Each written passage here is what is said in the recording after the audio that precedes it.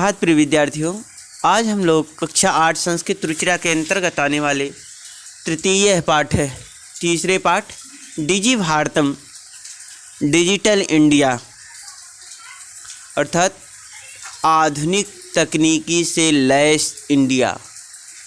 अर्थात कहने का आशय है, जिस प्रकार वैज्ञानिक प्रगति हुई है हमारे देश में, भारत में, कि जिस प्रकार तकनीकी के माध्यम से आज सारे कार्य सुलभ हो रहे हैं, उसी का इसमें वर्णन किया गया है। तो देखेंगे इस पाठ की आज हम लोग व्याख्या का अध्ययन करेंगे। डिजिटल इंडिया, डिजी भारतम। डिजी भारतम का आशय ही है डिजिटल इंडिया। तो देखें, प्रस्तुत पाठ डिजिटल इंडिया के मूल भाव को लेकर लिखा गया है। निबंधात्मक पाठ है। इसमें वैज्ञानिक प्रगति के उन आयामों को छुआ गया।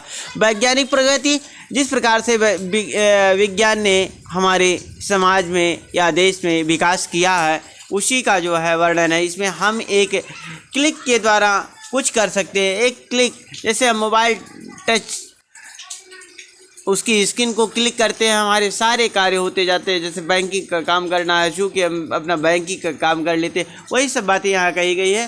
द्वारा कुछ कर सकते हैं। आज इंटरनेट ने हमारे जीवन को कितना सरल बना दिया है कि हम भौगोलिक दृष्टि से एक दूसरे के अत्यंत निकट हो गए हैं। भौगोलिक दृष्टि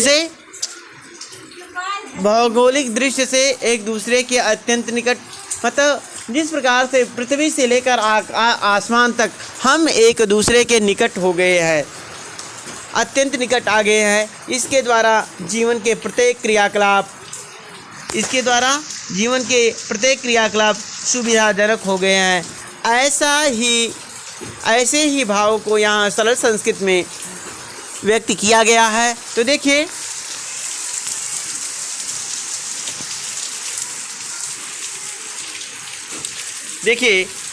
ये पाठ आप लोगों का है।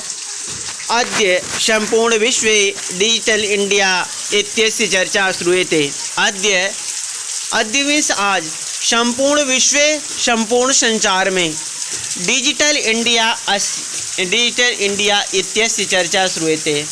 आज संपूर्ण दुनिया में या संपूर्ण विश्व में डिजिटल इंडिया, इसकी चर्चा सुनी जाती है। इत्यस्य चर्चा श्रूयते। इत्यस्य माने इसकी, अस्य माने इसकी, माने ये है। इत्यस्य चर्चा श्रूयते, इसकी चर्चा सुनी जाती है। अस्य पदस्य कः भावः इति मनसि जिज्ञासा उत्पद्यते। देखिए, अस्य पदस्य, इस पद का क्या भाव है। कह माने क्या, भाव माने शब्द, अर्थ। कहने का आशय है इसका क्या अर्थ है। इति मनस्य जिज्ञासा उत्पद्यते। ऐसी मन में जानने की इच्छा उत्पन्न होती है। ऐसी मन में जानने की इच्छा उत्पन्न होती है। कहने का आशय एक बार फिर से देख लेंगे। ये अस्य पदस्य कः भावः इति मनस्य जिज्ञासा उत्पद्यते। इस पद या इस शब्द का क्या भाव है, क्या अर्थ है, यह मन में जानने की इच्छा उत्पन्न होती है। आगे, काल परिवर्तनेन सह मानवस्य आवश्यकता अपि परिवर्तते। काल परिवर्तने, देखिए, समय के बदलने के साथ, काल माने समय, काल परिवर्तने, समय के बदलने के साथ मानवस्य आवश्यकता अपि परिवर्तते। मनुष्य की आवश्यकता भी परिवर्तित हुई है, बदली है। देखिए, कह रहे हैं कि काल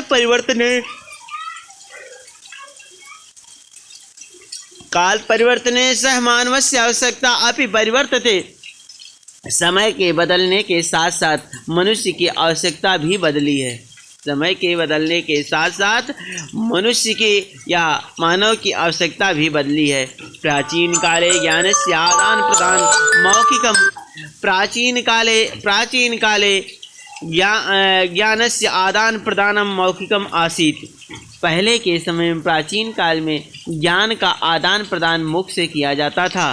प्राचीन काल में ज्ञान का आदान प्रदान मुख से किया जाता था। मौखिकम माने मुख से, बोल चाल कर।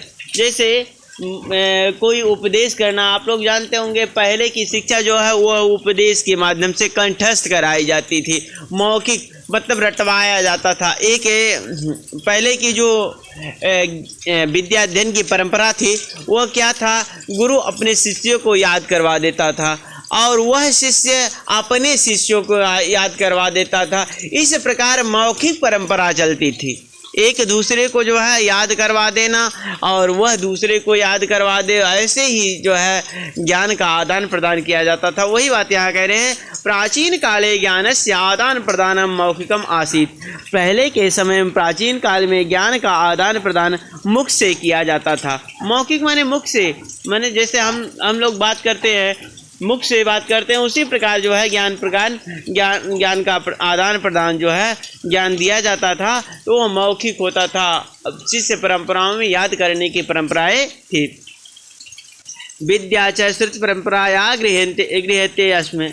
विद्या जो है वह जो पढ़ाई जाती थी विद्या कह रहे हैं, और पढ़ाई सुनकर सीखने की परंपरा द्वारा ग्रहण की जाती थी। श्रुति परंपरा मतलब गृह्यते अस्मै, विद्या च और विद्या श्रुति परंपरा गृह्यते परंपराया गृह्यते अस्मै, सुनकर सीखने की परंपरा द्वारा ग्रहण की जाती थी, गृह्यते अस्मै ग्रहण की जाती थी। अनंतरम तालपत्रोपरि भोजपत्रोपरि च लेखन कार्यम आरब्धम। देखिए अनंतरम माने बाद में, अनंतरम माने बाद में, इसके बाद में कह रहे हैं तालपत्रों पर, ताल के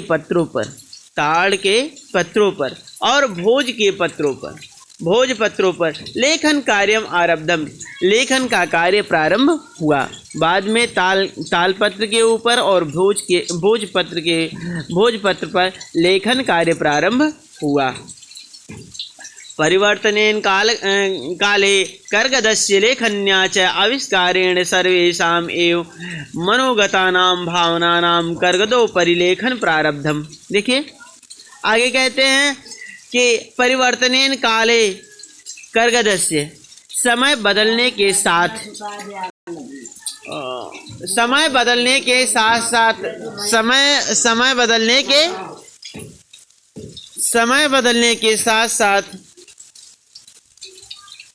कर्गदस्य लेखन च आविष्कारेण, कागज और कलम के आविष्कार से। देखिए समय बदलने के साथ साथ कागज और कलम के आविष्कार से। देखिए कह रहे हैं कि परिवर्तन काले, समय बदलने के साथ, कर्गदस्य लेखन च आविष्कारेण, कागज और कलम के आविष्कार से, सर्वेषाम एवं मनोगतानाम भावनानाम, कह रहे हैं सभी के मन में छुपे भावों का, सर्वेषाम माने सभी के, मनोगतानाम मन के भाव को, मन के विचारों को, भावानाम कर्गदों पर लेखन प्रारब्धम, कागज पर लिखना प्रारंभ हुआ, कागज पर लेखन प्रारंभ हुआ, शुरू हुआ। देखिए एक बार फिर से देखिए, परिवर्तन काले कर्गदस्य लेखन्या च आविष्कारेण, समय के बदलने के साथ साथ कागज और कलम के आविष्कार से, सर्वेषाम एवं मनोगतानां भावानां कर्गदों पर लेखन प्रारब्धम, सभी के मनों के भावों को कागज पर लेखन सभी के मन में छुपे हुए भावों का कागज पर लेखन प्रारंभ हुआ, कागज पर लिखना प्रारंभ हुआ। अर्थात कहने का आशा है, जब कागज और कलम का आविष्कार हो गया तो सभी अपने विचार जो है वह कागज पर लिखना प्रारंभ कर दिए। जैसे चिट्ठी, कहीं जो है कोई प्रदेश में उसको चिट्ठी लिखना है तो वह कागज पर लिख दिया और पोस्ट कर दिया, और कोई भी बात जो है इधर उधर भेजनी है तो उसको भी जो है वह कर दिया।